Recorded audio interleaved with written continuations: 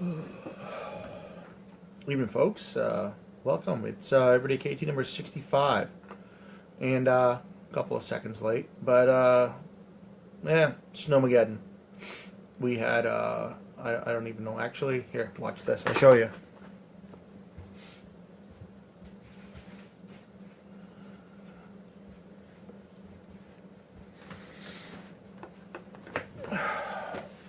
Actually, there's nobody watching yet, so we'll give it a second.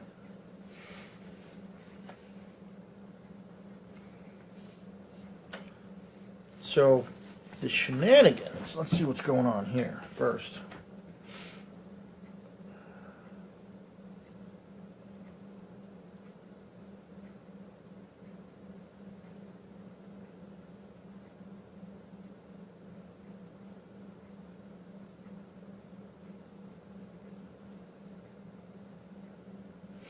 So,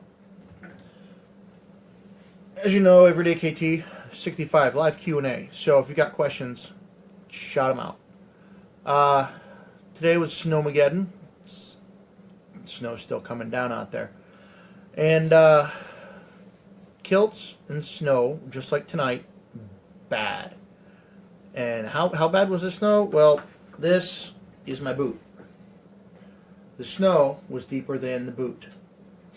So, kilts outside today, bad idea. Did not happen. Haven't had a kilt on all day.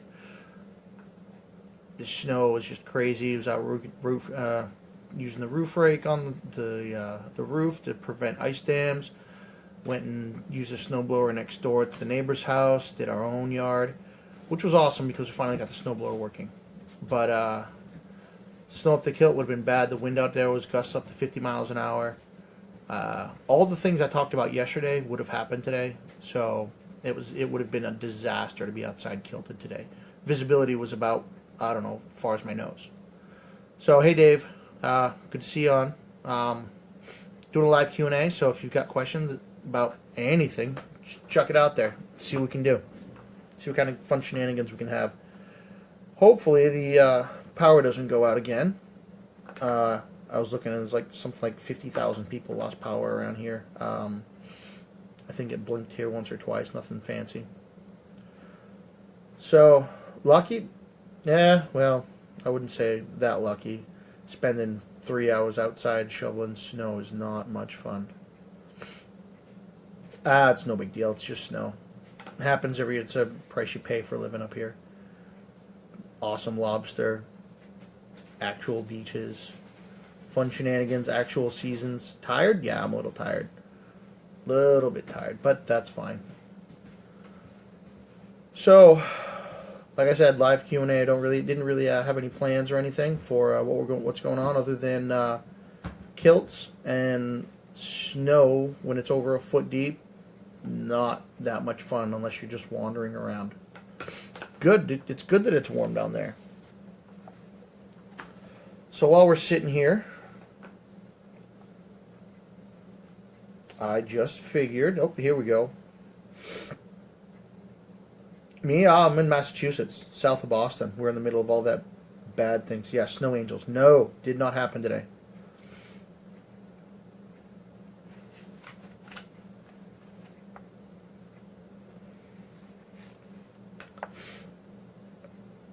So, alrighty, so let's see what we got going on here.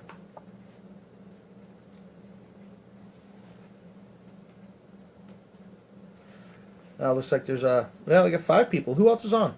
I know we got Dave and Mike. Anybody else? I'm sitting here looking at I actually, somewhere, there's a picture of me with a kilt. When I was in Tulsa, Oklahoma, I built a snowman and I put a kilt on it and left it in my front yard. I was going to leave the kilt there the whole time, and then I realized that there's a lot of people with kilts in Oklahoma. I better not. They'll probably get stolen. So I didn't. So while anybody has any, haven't been to Scotland? Nope, haven't been there. I do plan on it though. I've got a friend in Dumfries who runs the Farintosh Guest House. If you haven't been, I highly suggest it. There are, I think there's a dozen rooms or so. It's a really old place, But the awesome one of the great things that he has is he's got a wall of scotch, or he did anyway. I saw a picture. It's just awesome. Set of shelves. It's just various scotches, all different styles, flavors, just a thing of beauty. So let's see what we got in here. Oh, booyah. Charlie Allen. I actually might know Charlie. I'm not sure.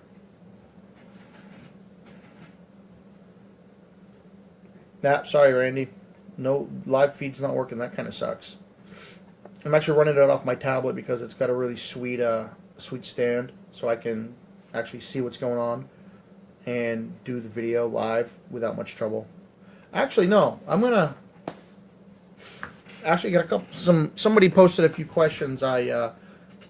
I've got a friend who runs a marketing and PR firm, and he asked a bunch of questions. I asked him what he thought about this, and it gave me pause to think about why I'm doing this, because I know we talked about it before, where why I'm doing the live videos. It's so you have, in order to do a live video or a live anything, you really have to know your stuff. But that's not the main reason. The main reason is the interaction. It's the fact that I can sit here and talk to my tablet or phone or whatever, but at the same time, I've got everyone who's watching live commenting, and I can interact directly. That's the main thing. My experience, the more access that consumers have to whatever it is they're consuming, the more they're going to consume it. So, by me being available, every night about 9 o'clock or so, I think it helps, because if more people start watching, then they'll tell other people about it, which is pretty cool. Oh, Dave, oh, very cool. Yeah, Amazing Grace on the Pipes is one of the most beautiful things there is, period. So the other reason, the other question he had was, why 9 o'clock Eastern time? And I know it seems pretty late from us, but that's when the kids are in bed, so I can actually have a few moments of semi-peace and quiet that I can sit down and talk to everyone and get this recorded. I can't really do it in the middle of the day because I have a job. And, the kids get off the bus between, at 3 o'clock, just after 3 o'clock. So from 3 o'clock to bedtime, I mean, it's it's like a blindfolded roller coaster in the dark. You don't know what's going on. Trying to sit down for more than 3 minutes in a row is a miracle, much less anything else. So that's why 9 o'clock at night. But like I always do, I'll always post them up live, so that anybody who missed it can watch and comment as they see. Thanks, Dave. I appreciate it. That's pretty awesome. So that brings me to one question I had for you guys. There's a handful of folks who watch on a regular basis, and I was wondering, what would it take to get people to start sharing the videos with their friends? What is it? Have we done? This is number 65. Is there something that I'm missing? I know you guys seem to enjoy it. Maybe I should do some ads, not like legitimate, go out and do some big deal, but shoot a video and do like an actual ad. It's like, hey, come check out my videos. We're talking about kilts and shenanigans over here. Actually, the shenanigans, that'll probably be tomorrow, because the kids are off school again, day 2. So I've got work to do, but at the same time, I've got to clean up the yard and everything. And tomorrow, I'll probably venture out in a kilt, out in the snowy the mayhem out there. It should be pretty fun. Hey, thanks, Dave. Thanks for the share. That's pretty awesome. So, yeah, tomorrow definitely kilted. I was going to go out there today, but there was just no way. The winds, when you got 50-mile-an-hour winds, the kilt just doesn't work.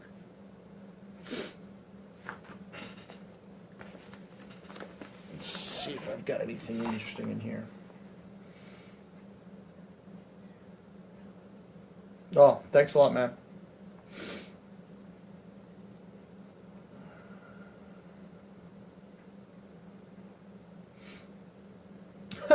I didn't realize this. So I'm sitting here flipping through Kiltology, and the seventh one in the book, number 7, it says, "It's your kilt. Wear it as you wish. Anyone who tells you otherwise can fork over the hundreds or thousands of dollars necessary to meet their definition of properly kilted. Living properly kilted is very expensive." So, that was on. This thing was printed in May, I think it was 2012, August, when I did this the first time, and that one was probably written, I don't know, 3 years earlier. So that's what, 2009? What, 8, 9 years now? It's the same story. Short kilt, wear it the way you want. So do you guys have any questions? Anything out there at all? Just see what's going on out there. I know it's Thursday night. There's not a lot doing tonight. I do want to know, for all of you who watch, if it would be better to do it earlier in the day. I know there's a handful of folks who can't watch live, but they do anyway. I do it at 9 o'clock Eastern. I'd like to know if there was a better time that you guys would like to see. Yeah, I wear it every day, all the time. I think today's the first full day in a couple of years that I have gone without wearing a kilt, sun up to sundown, and it's simply because I've been outside. I've been either working here at the house because I stay home with the kids, or I was outside running the shovel or a snowplow or something. So that's why today no kilt, unfortunately. Yeah, 9 o'clock. It just depends on where people live. I know there's a few folks out west when don't have jeans. Unfortunately, I have 2 or 3 pairs of jeans that have been beat to hell. They've got more grease on them than an old worn out axle. Florida. Oh, so 9 o'clock. Yeah. So if I did it earlier, it might be earlier for you down there too. So yeah, those jeans are beat to hell, but they still fit. And I'm not wasting money on a new pair of jeans because you buy a new pair of jeans and they look like old pair of jeans.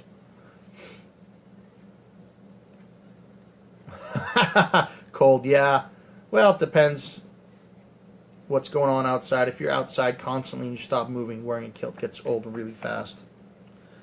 So, here we go. Here's another good one. Windy. Wind sucks. Wind is worse than cold because cold...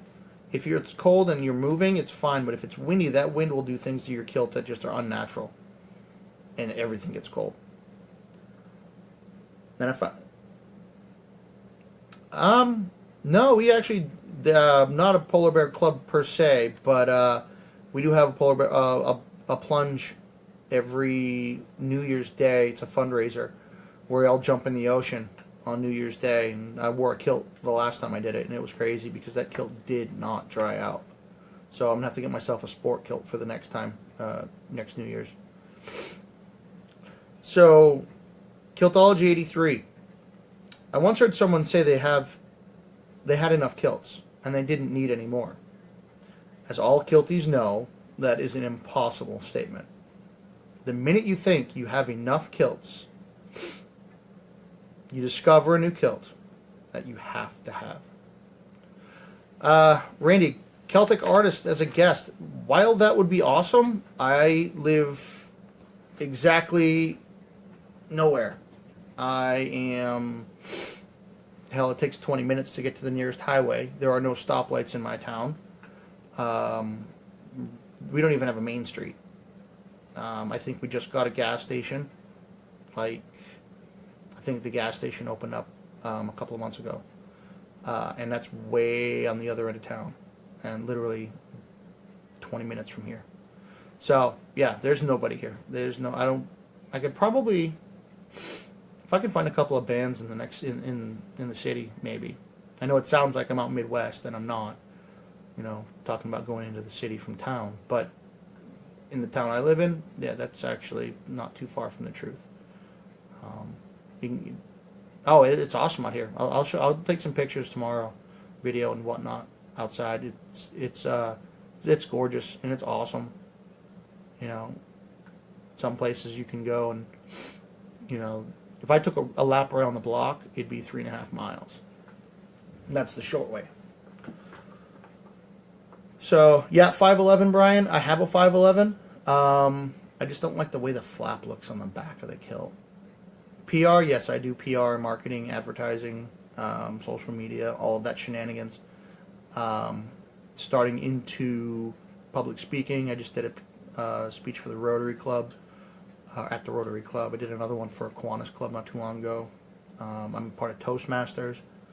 So I'm actually using, one of the things that I use these daily videos for is practice talking to people, extemporaneously, as it were. So just trying to practice answering questions on the fly and actually using them as a platform for whatever, so that I am able to speak eloquently in front of people. That's one of the other reasons why I do this every day. Is just practice, practice, practice. Well, thank you, David. I appreciate it. It's only taken me 40-something odd years to be able to do this. I remember the very first time I did a presentation, I was scared out of my wits wearing a blue suit that I had picked up at a thrift store somewhere. And it didn't fit quite right, and it was your standard blue blazer style suit. Probably cost about $5. And the presentation was horrible. It was using the very first version of PowerPoint, which I did not know very well. We were still using floppy disks to have all the material on, and I was literally reading off of a page. I printed up the whole thing.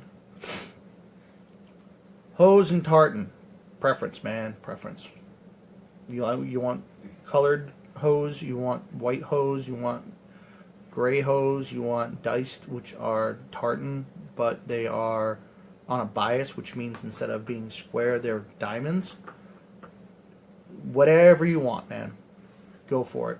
I know that the diced hose are usually made to order, or they're custom made. They can get very, very expensive. I saw some on sale a couple of weeks ago in another kilt group on Facebook, and they were $125 a pair. So hose can get very expensive. If you're looking for the easy, quick way to do it, go get some soccer socks. Solid colored soccer socks. That will work. Yeah, McDonald's plan. No, I actually have a pair of white hose. White hose are not reserved for anybody. There are uniform standards within a pipe band. They will dictate what kind of hose you can wear, what color your uniform will be within the pipe band. Outside of the pipe band, outside of the military or some other organization where your uniform, as it were, is dictated by their rules, you can wear whatever you like. I know there's an awful lot of people who don't like it when you wear white kilt hose with your kilt. Up until not long ago, all I had was white kilt hose. So, it's what you have and what you can afford. If you want to go with something else, I also wear a lot of the green Boy Scouts of America socks. They're calf length. They're very comfortable. They're warm in the winter. And the green is pretty close to the same as the tartan for my Brotherhood of the Kilt, so it matches pretty well. Oh, thanks, Dave. I think my daughter's getting sick, and there's some kind of funk going around everywhere. So, with the storm coming in, I usually get sick with storms that come in, so it happens. Yes.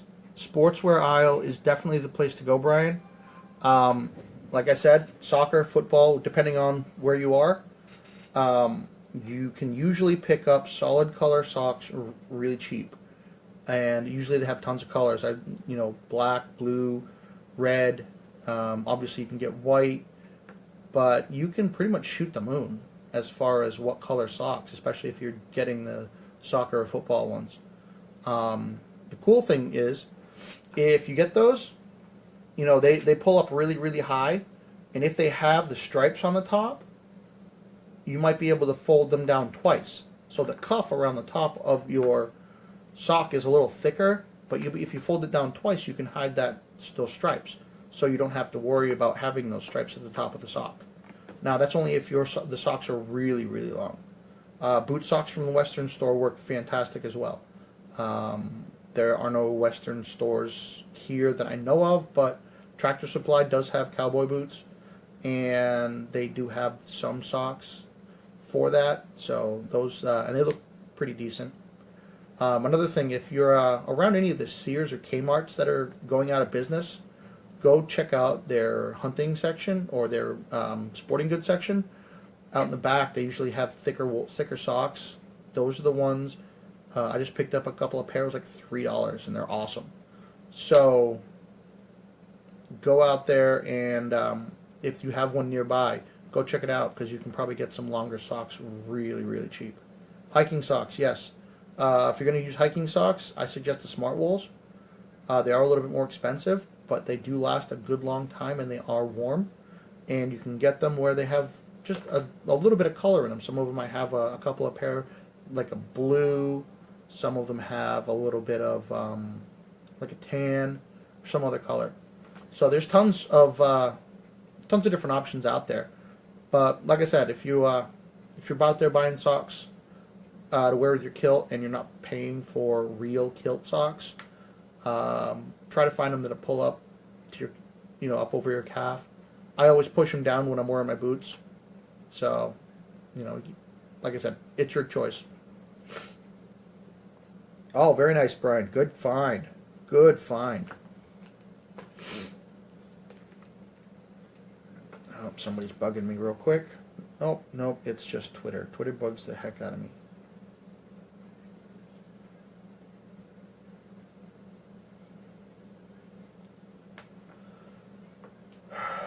Alrighty, does anybody else have any other questions or anything? I know somebody earlier checked out Kiltology Volume 1. Looks like one of those beeps was having a couple questions, so I'm going to throw out a Kiltology here real quick.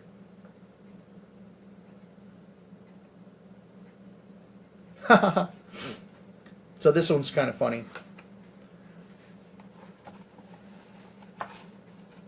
Sock Dream. I've not heard of that one. Brian, can you do me a favor over in my group, Brotherhood of the Kilt, on Facebook? Can you post a link to that website over? Yes, can you? Okay, can you post those links, Anthony and Brian, over in the Brotherhood of the Kilt group?